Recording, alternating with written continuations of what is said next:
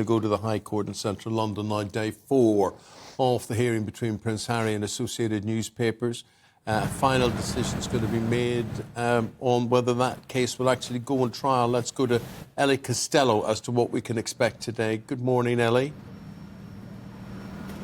Well, good morning to you both. Yes, final day of the hearing today, but there was no Prince Harry yesterday, the first day that he hasn't been sat in the courtroom. The focus yesterday was very much on the barristers for Associated Newspapers. They were trying to throw out what they think will be a key piece of evidence, which is a witness statement from a private investigator called Gavin Burrows. And in that statement, he says he targeted hundreds, possibly thousands of people working for journalists at the Mail on Sunday in the early 2000s. He says there pretty much wasn't a week that went by when he didn't have a hard wiretap on somebody. He writes that Prince Harry, Liz Hurley, Sadie Frost, Sir Elton John and his husband David Furnish were just a small handful of his alleged targets.